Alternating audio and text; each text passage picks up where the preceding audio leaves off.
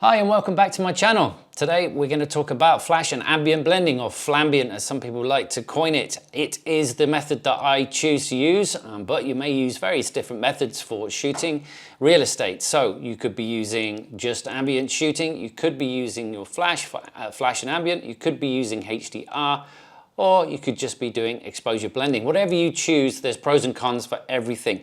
I'm an advocate for flash and ambient blending, and hopefully today I'm going to show you why I choose to use that and when you should be using it, the pros and cons for it. Hopefully then you can make a decision whether it's the right method for you for your real estate shoots. So without further ado, let's get into it.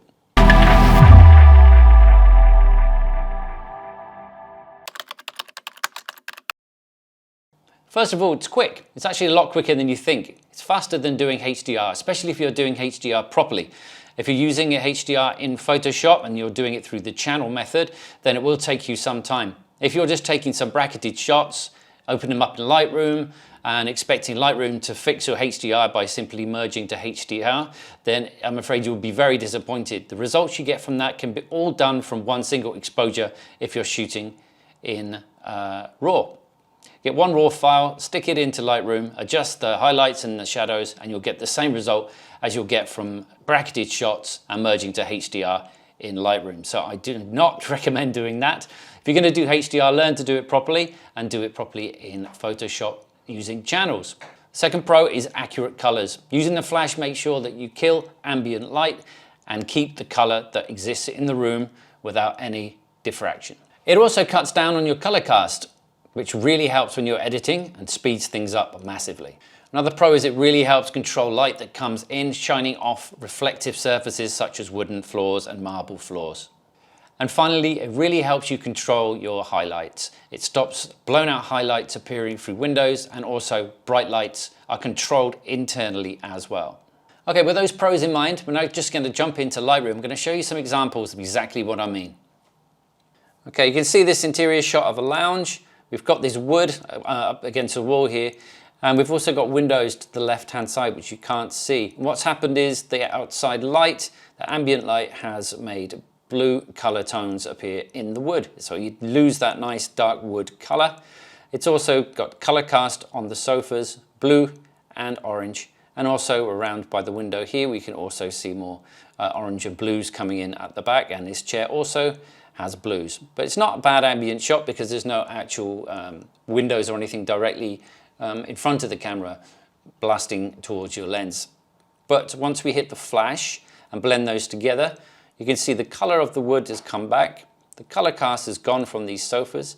There's no blue anymore on the chair, and in the back here we don't have any of these oranges or blues coming in at all. So let's just click back and you'll see that. That's the ambient, and that's with the flash. Here we've got a split room shot. On the left hand side we can see the entrance through to the dining area, and there's a little room here too, and this is the entrance area. This is just one single exposure with ambient, no flash at all. And you can see the difference of the color in the two rooms. You can see on the left hand side very blue, and on the right hand side we've got more orangey tints coming from the lights in the ceiling. This is more blue on the left hand side because there's windows with natural light coming in. So you need to use flash to be able to balance those. You won't be able to just take ambient shots with this and then blend to HDR. This is with the flash. As you can see, all the colors are now neutralized and there are no overblown highlights, and we have more light in the little storage room. So that's a perfectly balanced image, no blue coming in whatsoever, and the coloring is perfect. Next example, in a bedroom. This is the ambient shot, which doesn't look too bad when you first look at it, but when you can see the flash shot blended with the ambient, you can see the real difference come in here. And now you can see that the colors on the bed are much clearer. The whole shot is much crisper. And on the left hand side we can see that the light on this cabinet is much more clear, and you can see the definition in the wood. Let's go back so you can see that again. So this is ambient.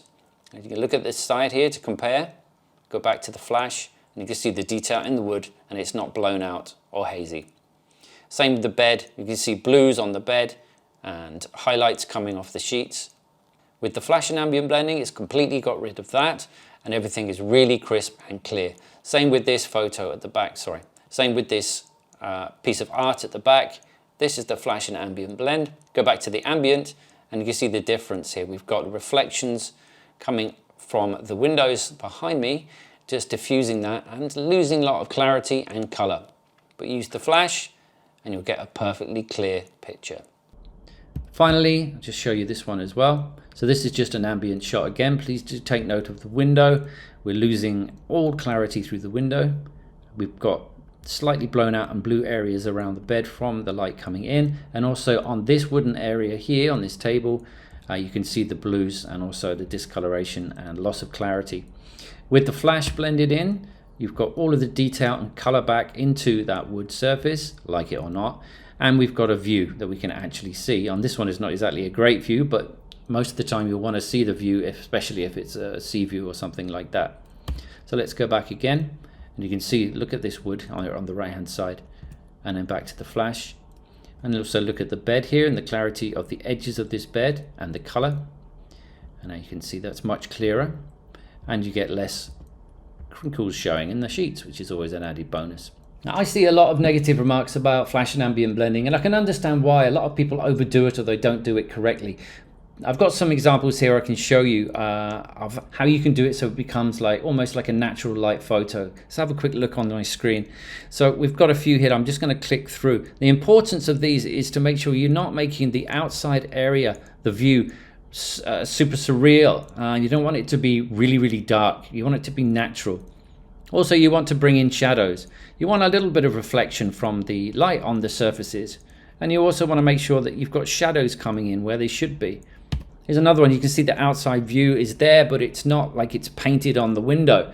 If you do window pulls where you create really dark outside views, it looks ridiculous. It doesn't look realistic, and I would avoid that. Just make sure you bring in a little bit of the view outside and not make it look like it's been painted and stuck on.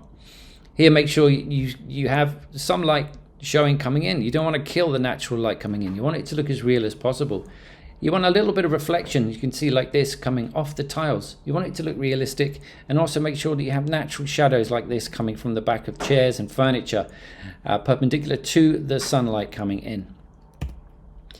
If you have sun coming directly through windows, don't worry about it. It can look fantastic. And here I've just blended it naturally so it looks like a normal ambient shot. If you're not careful, you can go a little bit too far with the views. This one is on the brink, but I think it's pretty decent. And you can see that we don't have any color casts here. We still have natural reflections and natural shadows. There's another natural looking flash shot here. This example is an example of bad flash and ambient. You can see that a flash is being used. Even though there's no real direct obvious shadows from the flash, the outside is way too dark and very unnatural looking, and there's no natural shadows inside. And we can also see, if we zoom in, a little bit of shadow from the lights where the flash has been bounced off. So that's three things to avoid. In this photo, we can see that there's no natural shadow, so more ambient light needs painting in. We need to make sure that we get rid of any of these shadows from the flash. And when we're showing the view, we don't want it to look like it's too dark and it doesn't look real. Don't get me wrong, I love ambient shooting, but this is the best of both worlds. You can't rely on it being a nice cloudy day for perfect ambient shooting, and quite often you'll need to turn all the lights off for an ambient shot, and most of the people will want to show their fixtures and lightings in there as it's a feature for their house. So you can't go around turning all the lights off for every occasion. It can be very sunny, especially where I am, so you need to be able to control that light. So ambient isn't really an option for me. HDR doesn't give me the colors I want. They're incorrect colors, and you'll spend a lot of time on corrections of color casts and things like that. So this is going to be quicker. I can do a house in about, I'd say a 5-bed house in about an hour, and the editing will only take me about 2 hours. So once you get used to it, it's not that slow. People think it's over convoluted and a really long way around doing things, but it really isn't. I realize this might be a little bit confusing, all of this babbling on, but I hope that you stick around and listen to a bit of it. What I'm going to do now is point you to another video of mine where you can learn how to do this blending really naturally and easily. Just click on the link up here. Please also do subscribe as well, and I'll get back to you with more videos as often as I can. Thanks very much for watching.